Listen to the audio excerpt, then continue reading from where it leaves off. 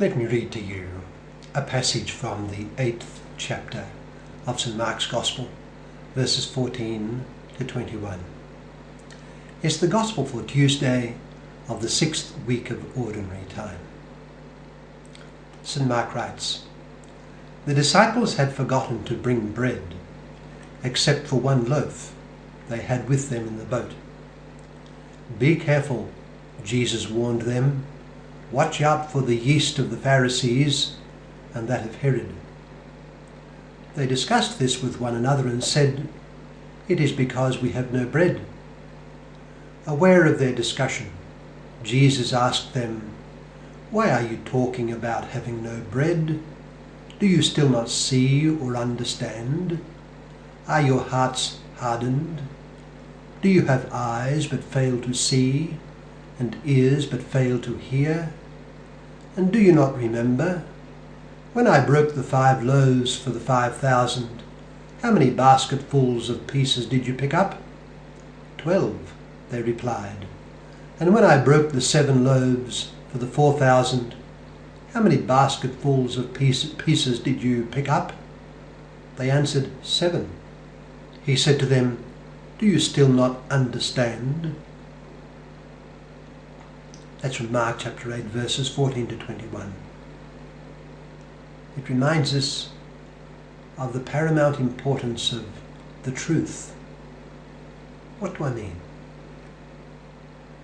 Well, awareness is something we all know from constant experience. It is so basic an activity and so fundamental to all that we do that we find ourselves defining the term awareness by recourse to its synonyms.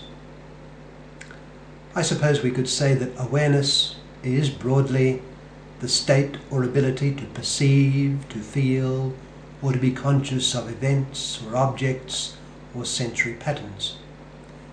In a definition like that, we are saying that awareness is a form of perception or consciousness, showing by our use of these synonyms how basic an activity awareness is. Further, we are conscious of being aware of things, and we are conscious that we can have an understanding of the things of which we are aware.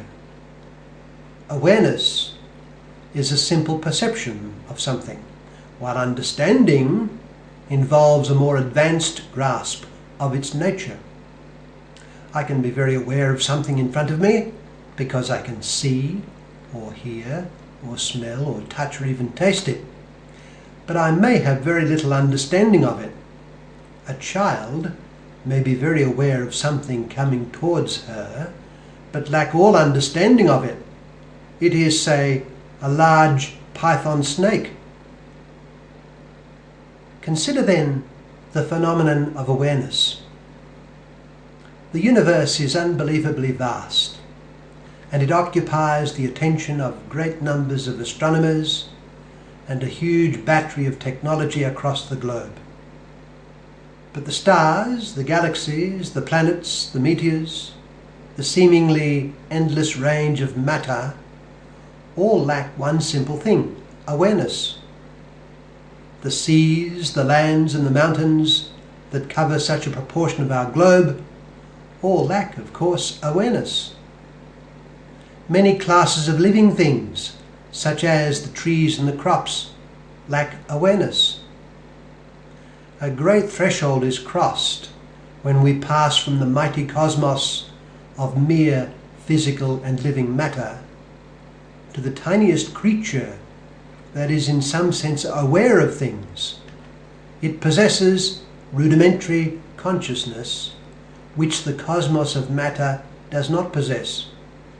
In this sense, the smallest animal surpasses a galaxy. Further, just as there is an ascending complexity within the world of mere matter, so there is an ascending power of awareness within the world of conscious things. A tiny goldfish has a certain level of awareness, but this cannot compare with the powers of awareness of what to do possessed by, say, a gifted sheepdog. Plainly, the cosmos shows an ascending direction towards higher and higher awareness.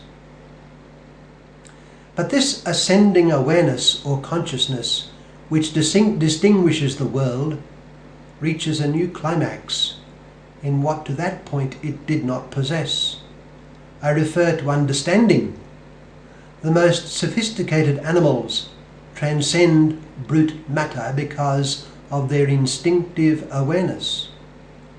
But a new threshold is crossed with the appearance of understanding. Man stands forth as one who can understand what he is aware of. And on the basis of his understanding, he can make free choices. He can strive to understand more deeply what he is aware of. And on the basis of this, he can make better choices. He can distinguish and abstract and categorize. He can classify and see what is the root feature of the things he is aware of. He can reason to what various phenomena imply. Manifestly, all this is oriented towards the grasp of the truth of things.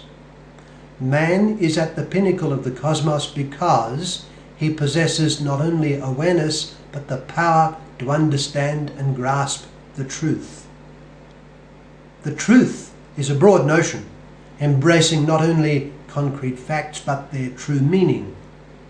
Man's understanding brings with it a responsibility. He must choose in accord with the truth. He knows he has a duty to seek the truth and to abide by it. Now all this is well and good, and indeed is fairly evident. There is a profound complication, however, and it sets everything awry. It is that while man manifestly has the power to know the truth, and while this sets him atop the cosmos as its master and champion, all too often he fails in what distinguishes him. He fails to perceive the truth. He is manifestly in error, very, very frequently. And while this can happen despite his best efforts, it often happens culpably. That is to say, it is often due to the state of his heart. He does not want to know, serve and submit to the truth. All of this brings us to our gospel that I read earlier from Mark chapter 8 verse 14 to 21, in which our Lord speaks of perception and understanding. Speaking to his very disciples, our Lord says, "Why are you talking about having no bread? Do you still not see or understand? Are your hearts hardened? Do you have eyes but fail to see, and ears but fail to hear? And do you not remember?" Our Lord is lamenting their lack of understanding, and he asks if it is not because their hearts are hardened. His loving lament reminds us how we must strive to know the truth. We must strive to live in the truth. This is a moral imperative. It is not some casual option. Knowing the truth, accepting it, submitting to it, living according to it, obeying it, ensuring that our hearts are such that we are able to perceive the truth. All this is what distinguishes the endowments of man and sets him on the mountain in respect to the rest of the world. It is what makes him not only a man, but a better and better man. Indeed, Christ described himself as the truth. "I am the way, the truth, and the life," he said. He came to bear witness to the truth about himself and about us. Our vocation in life is to accept him as the truth and to live in him totally.